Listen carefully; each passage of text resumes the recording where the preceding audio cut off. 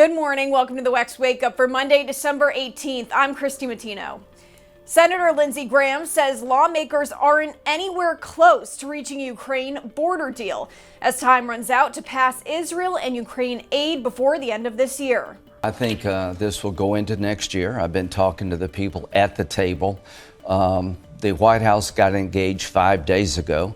They sent over a supplemental with border security provisions that did nothing to change policy. A bipartisan work group of senators have spent weeks negotiating a border security deal, which would be added to a defense spending bill that includes aid for Ukraine, Israel, and Taiwan. Negotiators on both sides have said that border measure is critical to passing the legislation in both chambers. We feel like we're being jammed. We're not anywhere close to a deal. Negotiators stayed in Washington, D.C. this past weekend to meet about the potential deal. They will stay in D.C. this week as well, while their colleagues are in their home states for Christmas recess. And Democratic Congresswoman Debbie Dingell says President Joe Biden has to win back Muslim voters in 2024 as he continues to lose Arab American support over his handling of Israel's war in Gaza.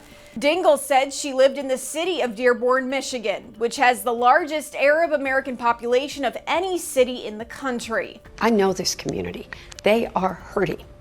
All of us in this country need to understand what's happening in Gaza right now. We got to get a ceasefire. This has to stop. And I agree with Lindsey, if anything good comes out of this crisis, we need everybody to come together and get a strong two-state solution. Michigan is home to more Arab Americans than anywhere in the U.S., and winning the state is crucial for Biden's path towards victory in 2024.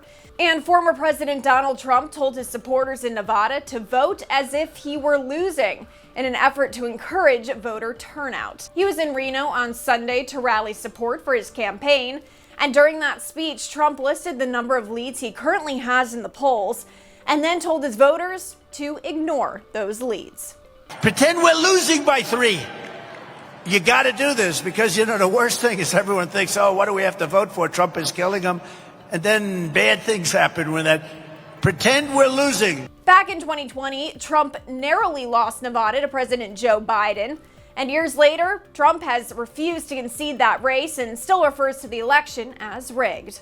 They cheat like hell, so we have to get out. We got to watch them. They used COVID to cheat, but they cheat almost automatically. The radical left Democrats rigged the presidential election of 2020. Thanks for joining us this morning on the WEX Wake Up. Be sure to give us a follow online and on social media so you stay in the know of all those headlines trending in politics.